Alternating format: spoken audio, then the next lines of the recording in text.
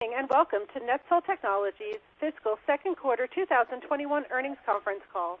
On the call today are Najeeb Ghauri, Chairman and Chief Executive Officer, Naeem Ghauri, President of NETSOL Technologies, Inc. and OTO's Chief Executive Officer, Roger Almond, Chief Financial Officer, and Patty McGlasson, General Counsel.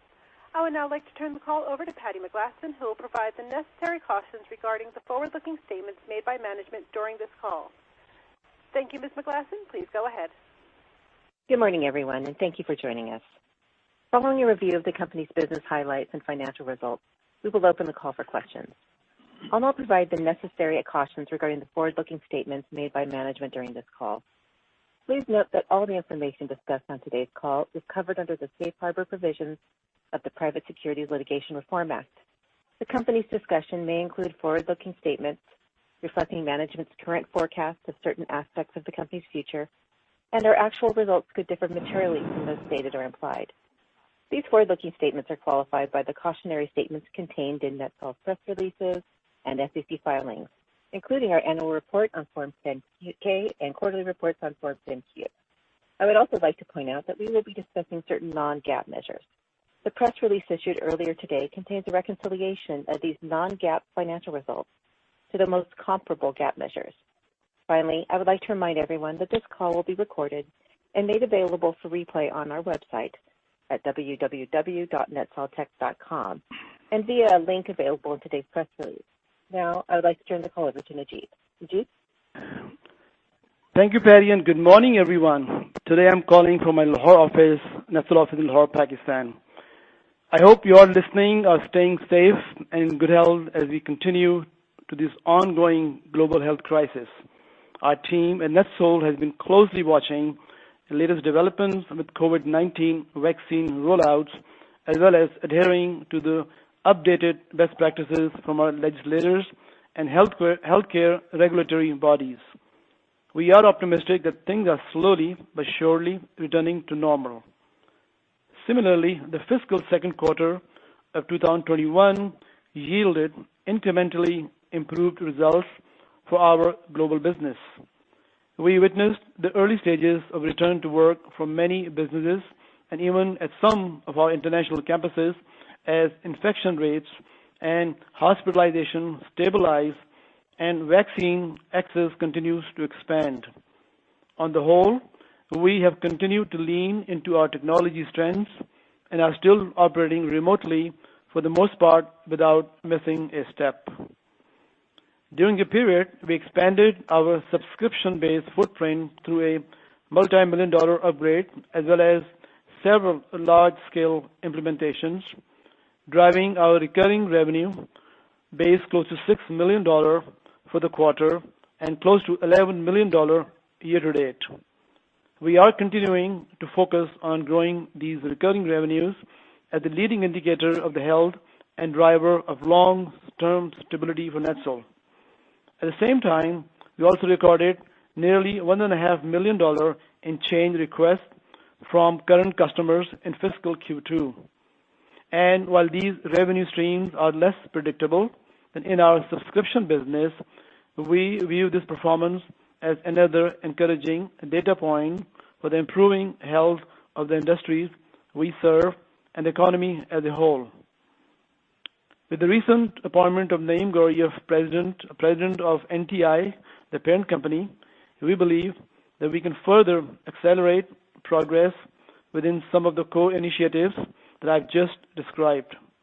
Along with Naeem, we are working to increase our focus on higher ROI, SaaS opportunities that we believe will strengthen our recurring revenue profile and significantly increase our margins. As we gradually refocus our attention to these newer opportunities, we are still actively committed to meeting the rising needs of our customers. Our objectives for the remainder of the fiscal year are to maintain the conservative cost-cutting structures that have help us maintain stability during the past year while making strategic investments in high-value areas such as our OTO's Innovation Lab. As many of you know from our December press release, Naeem Ghauri was recently appointed as President of NTI, which is a newly created position within NETSOL. In this role, Naeem will now oversee company operations both domestically and internationally, with reporting duties directly to myself. The President will also be responsible for P&L for all subsidiaries, as well as overseeing the several key areas of our business. For this reason, Naeem has joined our call today from Bangkok and will be taking a more active role in communicating our strategy to investors. Before Naeem comes on, I'll first hand the call over to our CFO, Roger Almond, who will walk us through the financial results for the quarter. Roger? Thanks, Najib.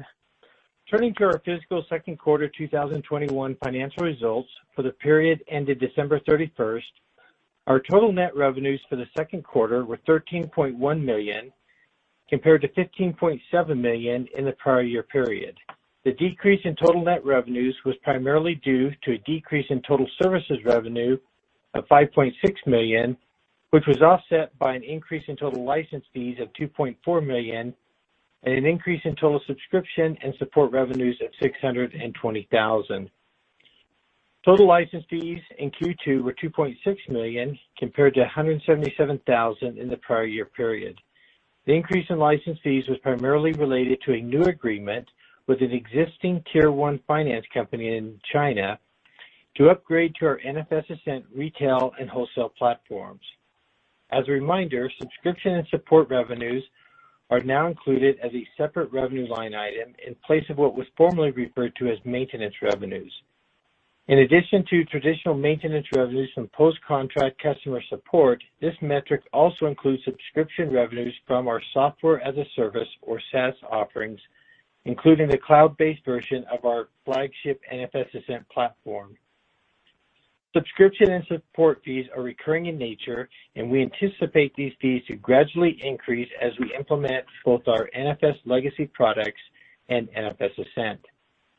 As we continue to grow recurring revenue over time, we believe this new category will become a more impactful portion of our business, as well as a better way to judge our overall performance results for the period that have just adjusted to make performance comparable on a year-over-year basis. Total subscription and support fees in Q2 were $5.7 million compared to $5.1 million in the prior year period. The increase in subscription and support revenues was due to the start of new agreements from customers who went live with our product this quarter, as well as ongoing recurring revenue derived from prior sales of our subscription-based offerings. Total services revenue for the quarter were $4.8 million compared to $10.4 million in the prior year period. The decrease in total services revenue for the year was primarily due to implementation revenue associated with customers who have gone live with our products. Services revenue is derived from services provided to both current customers as well as services provided to new customers as part of the implementation process. Total cost of revenues was $7.1 million for the second quarter, a decrease of $809,000 from $7.9 million in the second quarter of 2020. The decrease in cost of revenues for the quarter was predominantly driven by a decrease in travel expenses. Gross profit for the second quarter of fiscal 2021 was $6 million, or 46% of net revenues, compared to $7.8 million, or 49.7% of net revenues in the second quarter of fiscal 2020. The decrease in gross profit and gross profit as a percentage of revenue was primarily due to a decrease in net revenues, offset by a decrease in cost of sales.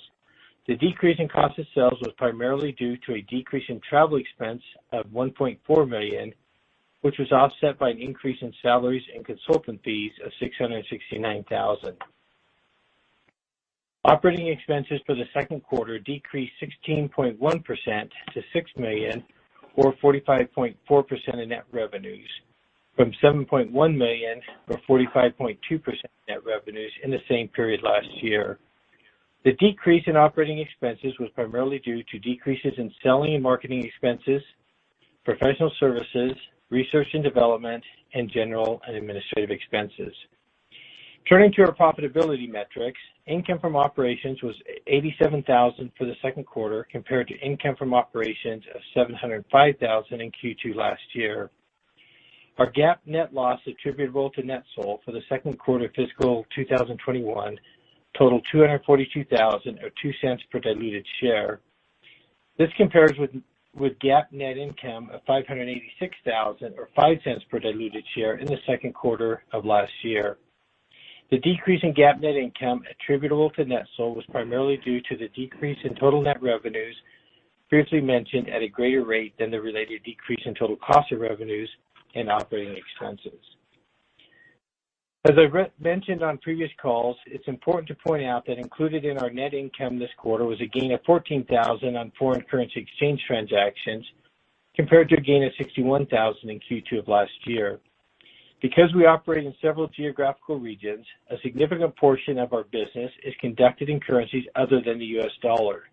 A decrease in the value of the U.S. dollar compared to foreign currency exchange rates generally has the effect of increasing our revenues, but it also increases our expenses denominated in currencies other than the U.S. dollar. Similarly, as the U.S. dollar gains strength relative to foreign currency exchange rates, it tends to reduce our revenues, but it also reduces our expenses denominated in currencies other than the U.S. dollar. Moving to our non-GAAP metrics, non-GAAP adjusted EBITDA for the second quarter of fiscal 2021 totaled $216,000 or 5 cents per diluted share, compared with non-GAAP adjusted EBITDA of $1.6 million or 13 cents per diluted share in the second quarter of last year. Please see the reconciliation schedules contained in our earnings release for our revised calculations of adjusted EBITDA for the fiscal second quarter ended December 31st, 2020. Turning to our balance sheet, at quarter end we had cash and cash equivalents of approximately $32 million or approximately $2.76 per diluted common share, which was up from $20.2 million or approximately $1.71 per diluted common share at June 30, 2020. One final note before I hand the call over to Naeem. On July 30, 2020, NETSOL's Board of Directors approved a stock repurchase program that authorized potential repurchases of up to $2 million of its common stock over a 6-month period. After the expiry of the original program, the company's Board of Directors approved an extension of the repurchase program through June 28, 2021. Under the program, the company may repurchase its common stock in the open market from time to time in amounts, at prices, and at such times as the company deems appropriate, subject to market conditions and federal and state laws governing such transactions. NETSOL expects to fund repurchases with its existing cash balance and cash generated from operations.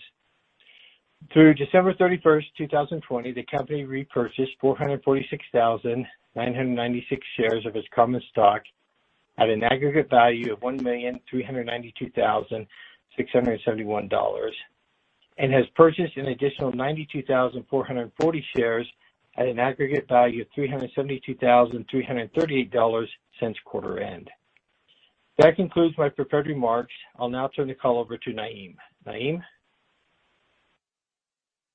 Thank you, Roger. I'm really excited to be joining you all today for my first call as president.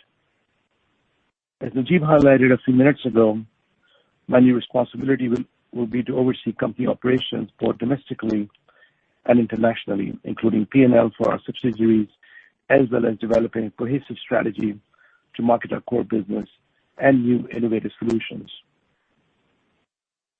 I appreciate this vote of confidence from the NETSOL board and leadership team, and I'm looking forward to the opportunity to increase my involvement in our global operations on all levels. In the same way we saw an opportunity over 20 years ago to provide a leading technology solution for the nascent online auto finance market, I believe we now have a great opportunity to do the same for the new mobility economy. In addition to the innovative work we are continuing to do at Autos, we continue to maintain some of the strongest industry relationships with international blue chip organizations using our core business. Leveraging both of these competencies will be my main focus as we build NETSOL for its next phase of growth. One of my immediate targets is to continue to grow our subscription revenues, which are already emerging as our biggest growth segment. SaaS revenues, together with innovation initiatives, would be our most exciting story in the coming quarters. To be clear, the goal is to drive consistent top-line growth, which should lead to increased profitability. As we look to expand our footholds in key regions outside of APAC, namely Europe and North America, and also increasingly focus on cloud and subscription offerings in all our markets, we expect to accelerate the initial progress we've already seen. Early success in penetrating these geographies bodes well for our future growth initiatives. As we noted in our last call, we have begun reporting subscription and support or cloud revenues in lieu of the previously reported maintenance revenues. We made that change to represent the recurring nature of these revenues more accurately, to outline the potential for our business to maintain a stable, growing stream of predictable revenues year over year, and because that's where we are focusing our efforts going forward. In fiscal Q2, as well as year-to-date, we have grown this segment at a double-digit rate. On an annualized basis, this equates to well over $22 million in annual recurring revenue for the fiscal year, exclusive of the remaining ARR to be added, following the completion of go-live events and other pending agreements. We look forward to further highlighting this intrinsic value of our business in new ways in the coming quarters. With that overview completed, I will now get into our operational updates for the quarter. Starting in APAC with our previously announced 12-country, $110 million contract with the German auto manufacturing giant, Daimler Financial Services, we continue to make considerable progress along our multi-year, multi-country implementation roadmap. This quarter, we had a successful go-live event in Thailand, which was accomplished in large part due to our flexible remote working architecture. To date, we are now live in some fashion within 10 of the 12 countries and are making progress towards the remaining deliverables in accordance with our customers' timelines. In the near term, the most immediate go-live event will be for an additional module in New Zealand, where we have already implemented our wholesale finance and dealer and auditor access solutions. We will continue to provide updates as we make further progress. As we made mention of on our last call, and we won't spend a ton of time on again today, during the quarter we announced the official launch of the NFSSN retail platform for the BMW Financial Services in China. This deployment is the second phase of a previously announced $30 million contract in which NETSOL was selected as the vendor of choice after an extensive evaluation process. I'm very proud of NETSOL's development and implementation teams at our world-class Center of Excellence in Lahore, where we were forced to switch to a purely remote work environment in the middle of this project. Late last calendar year, we announced that we signed a $9 million contract with the global Tier 1 auto captive in China to upgrade from a legacy NFS system to the next generation NFSSN platform. The multi-year agreement includes licensing support and services revenues components, which will be recognized respectively over the life of the contract. The long-time NETSOL customer provides automotive installment loans, credit loans, interest subsidies, and other services, and mainly conducts business domestically in China. Thanks to the flexible architecture we have built into both our legacy and next-gen platforms, our teams will be able to migrate valuable data from the current system, as well as integrate additional third-party data sources into the new platform with high fidelity and without issue. To further expedite this transition process, our deployment will be carried out in 3 phases over the coming months by our teams at home in Lahore and across the APAC region. Moving next to our European operations, or NTE. Europe and North America are major areas of focus for us, and we have made mention of many times before, and already on this call, a big push in the European region, as well as NTA, has been our cloud-based offerings. Subscription-based pricing is being offered on a monthly, quarterly, or annual basis, and we believe this new, more flexible pricing option will be a great way for us to expand our initial footprint. As our customers realize the benefits from subscription pricing, we continue to see further traction and demand for our products. In April of 2020, and as recently reported in an industry publication called Trade with the Flow, we signed a contract with Alica, a leading bank in the UK, for a cloud implementation of our NFSSN retail platform, which included our point of sale and contract management systems.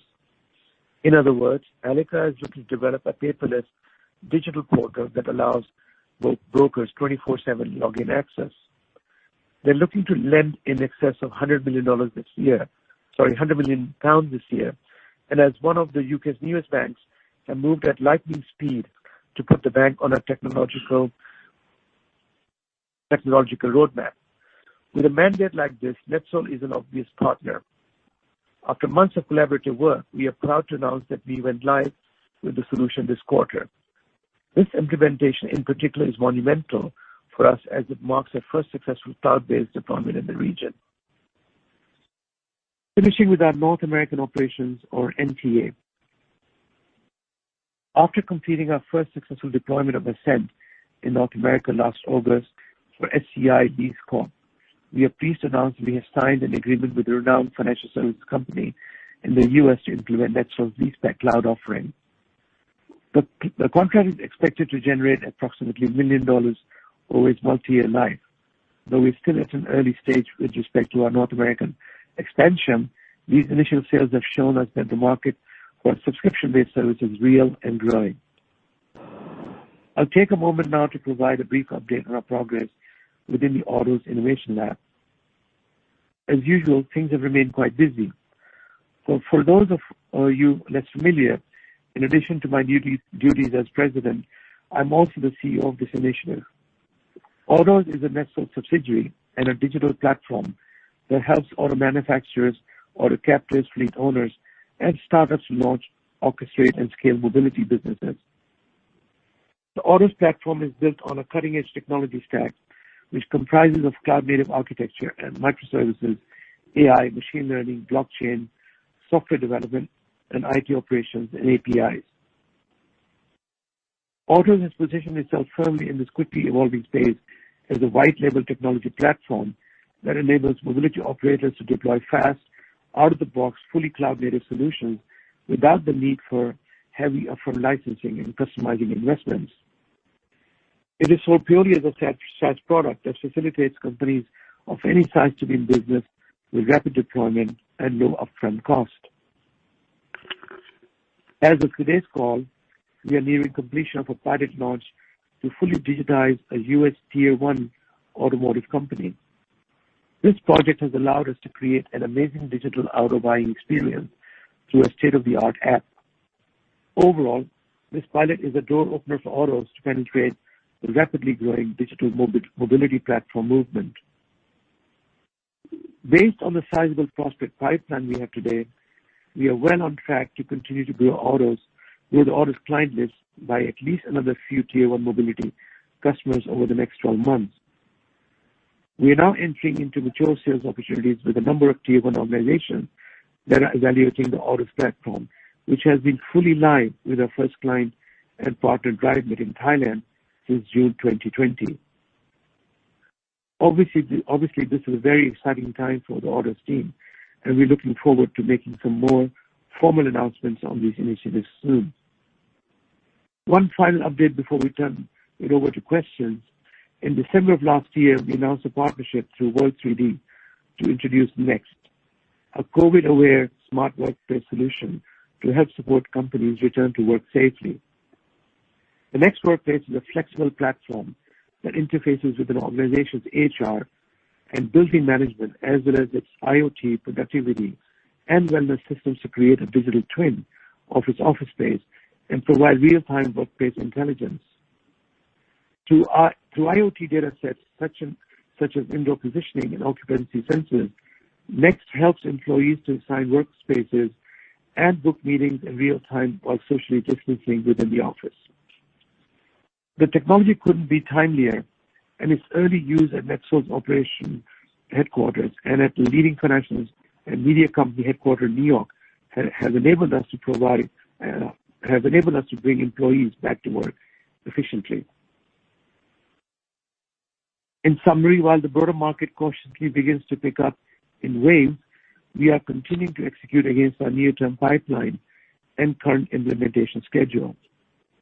We are being conservative in our cost structures, managing the business as owners, and will opportunistically look to deploy additional resources to high-value areas such as our Autos Innovation Lab. We remain optimistic for the remainder of the year and even more bullish on the years ahead. And with that, we can open the call for questions. Operator? Thank you. Ladies and gentlemen, the floor is now open for questions. If you would like to ask a question, please press *1 on your telephone keypad at this time. A confirmation tone will indicate your line is in the question queue. You may press *2 if you would like to remove your question from the queue. For participants using speaker equipment, it may be necessary to pick up your handset before pressing the star keys. Once again, that is *1 to register questions at this time. One moment, please, while we poll for questions.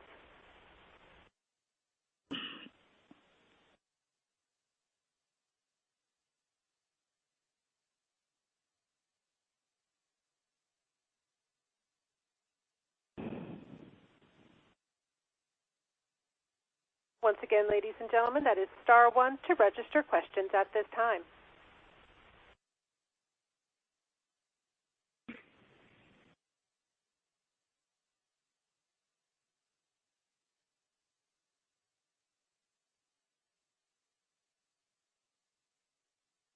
At this time, this concludes our question and answer session. If your question was not addressed during the Q&A session, please contact NETSOL's Investor Relations team by emailing them at investors@netsoltech.com or by calling them at 949-574-3860.